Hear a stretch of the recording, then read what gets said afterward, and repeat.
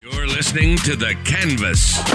Hello, and welcome to The Canvas Podcast, recording live from the Cornerman Social at the beautiful Delray Beach Boxing Gym. I am your host, Maureen Shea, and I am here with my amazing co-host, Jessica Aguilar. Hola. And we have a phenomenal in-studio guest. Why do I keep saying that? I said it like 3 times already.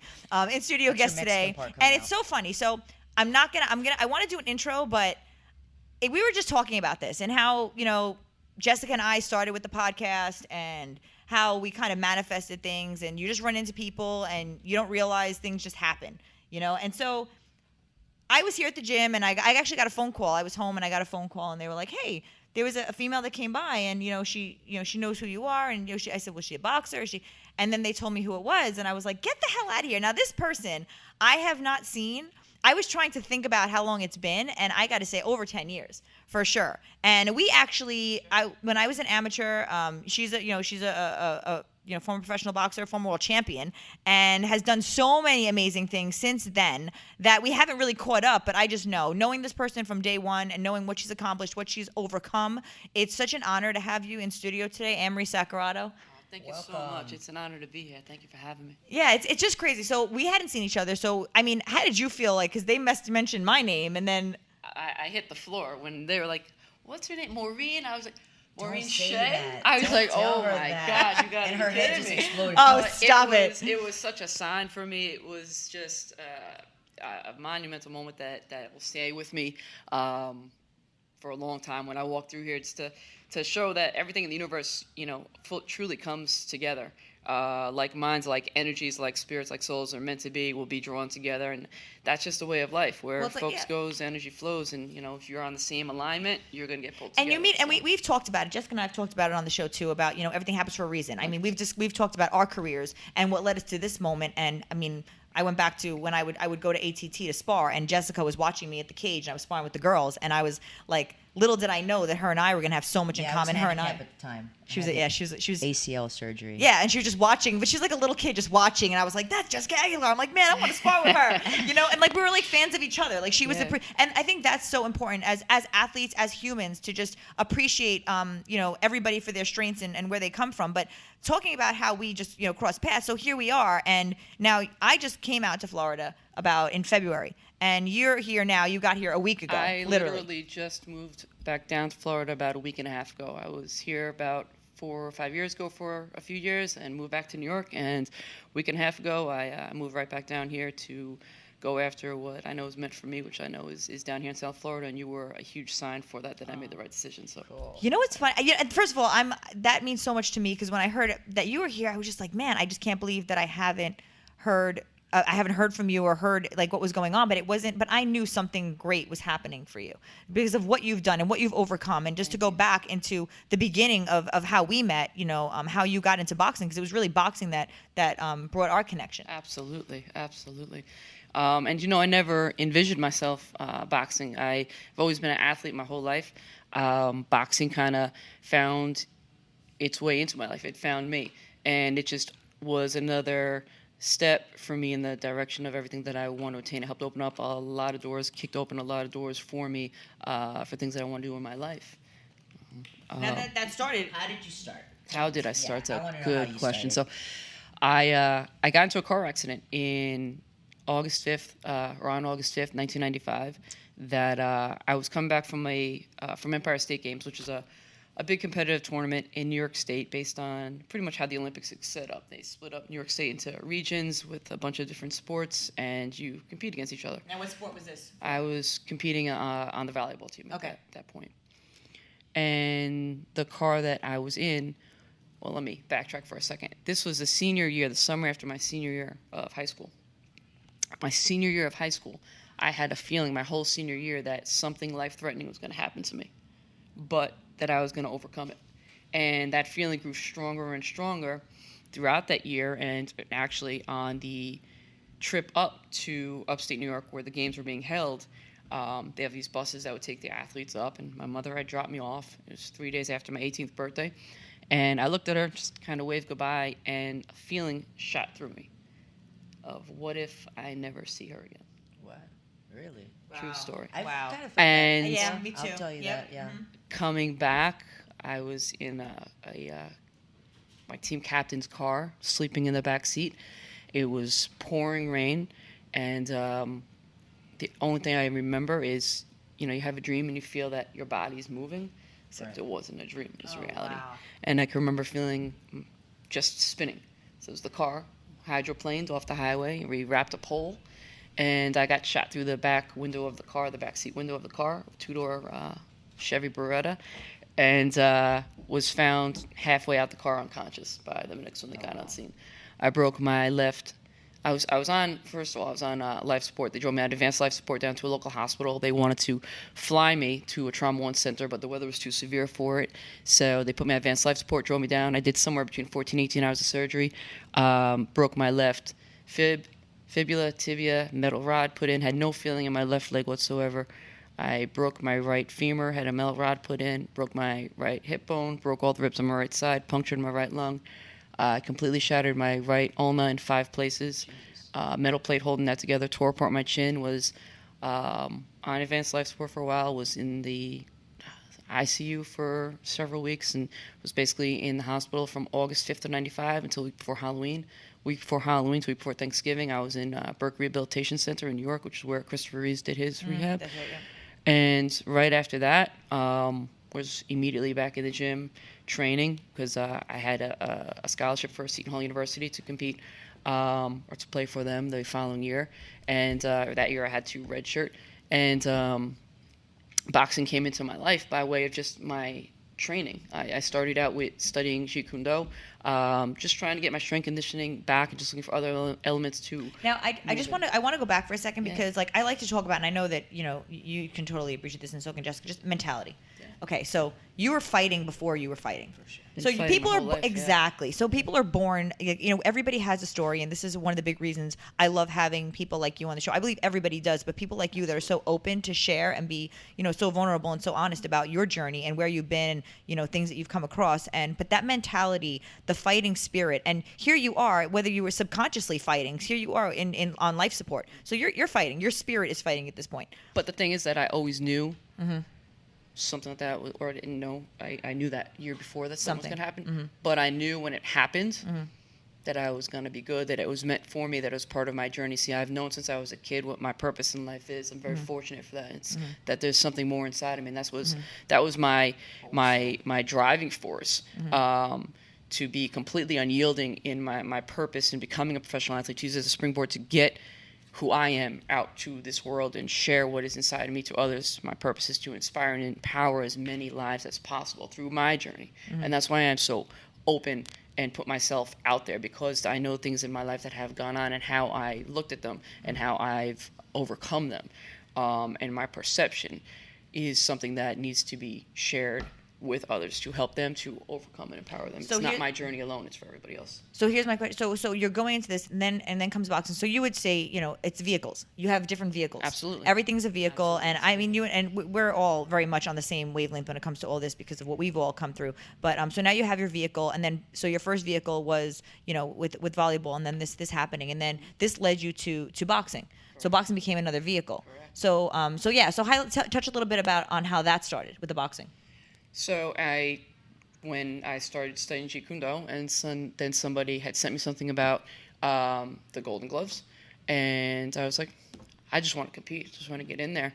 Like I said, I'm a fighter, I'm driven, and I signed up. I had a couple of weeks in a boxing gym, and my first fight was at Gleason's gym against national champion at the time, 23-0, Jill Emery, and with 30 seconds left in the third round, she landed a right hand that broke my nose, gave me 2 black eyes, and Christy Halbert from USA Boxing was actually at Gleason's, and she gave me a ticket to U.S. Nationals. I had no reason to be in the Nationals, but for whatever reason, because higher powers saw that this was my next step that I needed to follow through on, I was on a plane to Midland, Texas with 2 black eyes and a broken nose, fought my way through the Nationals, brawled my way through the Nationals, wound up fighting Jill Emery, the finals of the U.S. Nationals the following week, and then again the finals of the Golden Gloves the week after that. So that's how it all started. So how long after your car accident did you step into a boxing ring? How long did it take you to kind of overcome all of the... So it was August 5th of 95, and so actually maybe it was a year or two Wow. after that I started just playing around, and then had to be around there. So I mean, to come back from those kinds of injuries, and that's also a mentality. You were just like, you knew, like you said, you knew you were destined. You knew what you had to do, and you just went out and you said, I'm going to do whatever. So basically, doors were there. You stepped through, you opened them, and then you stepped through each one that was presented to you. 100%, because you want to have a certain outcome in your life. You have to believe in it, know what your mission is, but be willing to take massive action to be able to, and those risks that are involved, to be able to go out there and make it happen. Now, going back to, this is women's boxing. We've talked about this with my career too. You know, back then, I mean, women now have over hundreds of fights. Back then, I had 12 amateur bouts before I turned pro. How many fights did you have amateur before you turned pro? Not many either, right? Not many. Yeah. Not many. I mean, I was amateur for 2 years, Yeah. and very few fights. Yeah. Yeah, you guys had amateur fights. I had Oh, no amateur So fights. Jessica's got it very interesting because Jessica kind of like how you got into it. She was just like, she was taking like a fitness class, right? Yeah. It wasn't even like Yeah, and trained she was like, jiu-jitsu. there's a tournament? Okay, let me just do it. I trained jiu-jitsu for 2 months, and then I went to a tournament, and there was no girls for me to compete against, and that's where I was offered my first MMA fight. I had 5 days to train, and then I had my first pro fight. And So it's similar and then- mentalities, that with for sure. Which Like, is saying, let's okay, do it. here it is. And the same thing with me with the boxing. I was coming out of an abusive relationship. I had actually never seen boxing before. I only saw one boxing fight, which was when Tyson bit Holyfield's ear. I was fascinated by Mike Tyson because my issues were emotional. I had super emotional issues. I was just an angry kid. I had a lot of depression, all these different things. And then I went to the back of the boxing gym to better myself for him. And I found boxing. And I remember Willie Soto, who I still speak to this day, came up to me and he said, hey, you want to try this? And I was like, it's like you. It's like I just knew. I'm like, yeah. That's funny. And then here I am. Meanwhile, everybody in my family is like, what are you doing? Like, why are you doing this? Yeah. Everybody was against it. That's And funny. you have people that are like telling you no. And I'm sure, especially as us females in combat sports, it's like, no, because we've taken a long time and we're just now getting the respect that we not even there financially, but getting the respect and the notoriety just in the beginning stages right now. So to be able to go back and so if our listeners can understand, we're not talking about a year ago, 2 years ago. We're talking like, 1995, 2000s, all of this happening and you going forward. And still, there was a lot more. And I'm not saying that there wasn't for women today. There are obstacles, but the obstacles back then were just like almost, it's like impossible because women weren't even in the Olympics back then. There was no even an idea for boxing. There was no even a glimmer of possibility of females in the Olympics for boxing in that then because it wasn't until 2013. Yeah, So MMA was you have to so really, young, too. yeah. It And was you like have in to. the beginning stages because 93 was first UFC. That's right. So, That's right. yeah. Yeah. So then it was like, and the Yeah, females it do the same thing. Yeah. So now you're here, and now you're like, okay, you go in, you're fighting the amateurs, then you go pro. So now you're like, all right, this is the next door to walk through. So tell us a little bit about your pro career. That's right.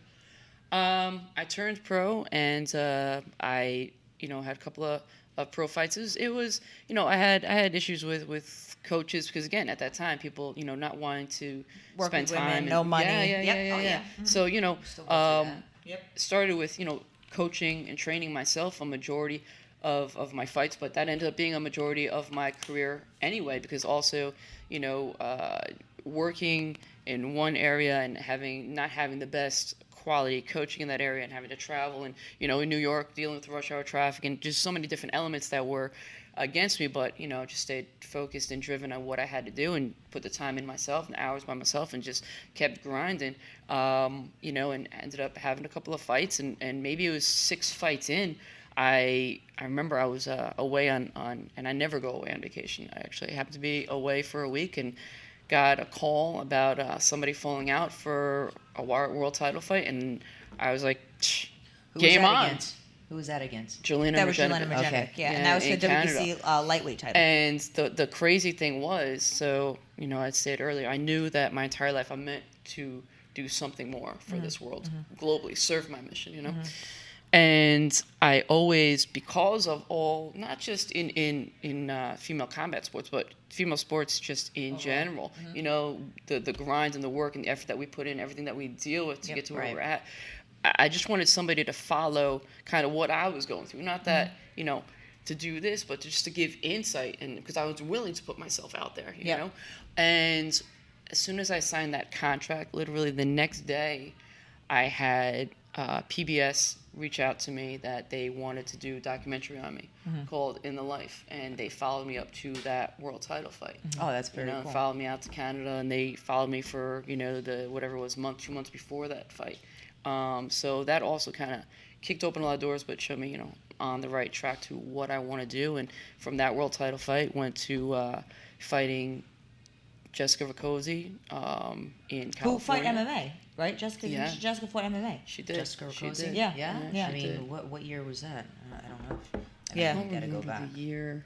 Yeah, she she fought her in the boxing, but I know That was Jessica what? Rakoczy started What boxing. year was that? What That's year? I'm trying to remember. Well, you can look that up. Yeah. I'm a fan. Yeah, if you can look on BoxRec, but yeah, and just had wanted, just all I wanted to do was to compete against the best in the world. I want to challenge myself, and if I was going to do it, I wanted to go big and see what I really had and learn the lessons I needed to learn too. And for me, like I said, it wasn't just my path, and obviously I'm a fighter, I'm competitive.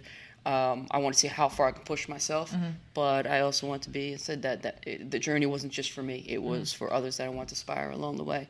And so, putting myself out there in those big fights and big settings is something I wanted to utilize to create my mission. For your purpose. Now, I had a funny story, and I was talking to you a little bit about this before the podcast because I didn't know if you remembered this. But so we were it was my pro debut, and that was in 2005, and we fought on the same card, and we were in camp. So I was in the Poconos with Hector, and I was in one villa, and the guys were in the other villa. And back then, you're going to laugh, Jess, Hector wouldn't let me run with the guys. I'd do everything by myself. And no, you're going to love this. You're really going to laugh. So I wasn't allowed to train with the guys, but I could train with Dimitri Salita because he's Jewish. That's right. And he couldn't look at me. Okay, that was the whole thing.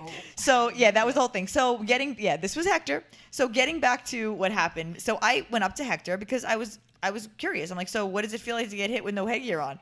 And he looked at me, and he goes, "Oh, you want to know?" with his Panamanian accent. And I was like, all right. He brings Amory in, takes my headgear off, and tells her to basically tee off on me. And I was just like, oh my God. I mean, I honestly, though, I moved my head, and I was a good defensive fighter. But is that where you started your head movement? That was, it got real sharp after that one because I was just like, and you were already you already had pro fights, you had more experience than me, and she was bigger than me, and I'm just like, are you freaking kidding me? And I remember, I'll never forget this. I came out of that sparring session. I remember walking into my villa. I had lumps across my forehead. Oh, come on. No, you weren't. No, but I remember Hector was like, but no, listen, but honestly, Amory was like, she was like, I think you were almost uncomfortable because Hector was like screaming at you to tee off on me, and you were like trying to not beat me up, and I was like, oh my, and my face, I could only imagine. But that's Hector, But you know what? But I knew, and you know what? There was never a moment where I felt like, I knew Hector, and I knew how his way was, and I was like, I was actually wanting you to just hit me so I'd have to hear him yelling at you to hit me anymore. Like, just freaking hit me up. But it was so funny. So I had all these bumps on my forehead, and I was just like, all right, well, I guess, no, thanks, it's okay. But, it definitely, so going into my fight, my pro debut, I stopped the girl in 36 seconds because this is, again, a little Hector story. We're in the back, and I fought before you, and we're hitting mitts, and Hector's like, I'm hitting mitts, and he pulls the mid away. He goes, you hit her like that, she's going to knock you out. And I was like, are you freaking kidding me? So, mind you, I just finished sparring with this one with no headgear. So I came out. I threw every combination I knew as hard as I could, and I stopped the girl. Because I mean, literally, I think it was like a jab, right cross, uppercut, left, everything I knew as hard as I could because I was not going to get hit, and I was not going to get knocked out. So it was just a funny story because I was just like, I had no idea at that moment. He did definitely, and you worked with Hector for a period of time. Listen, so Hector, nobody knows unless you amazing. Experience Hector. Yeah, unless you experience Hector. And Hector, that's definitely his way. And I remember being at Gleason's for the documentary, for one of them. They wanted to do a shoot there with him coaching me for an hour, maybe an hour and a half. He had me hit the bag with a jab telling me no for about an hour. I don't even know how many. I'm like, what do you mean no?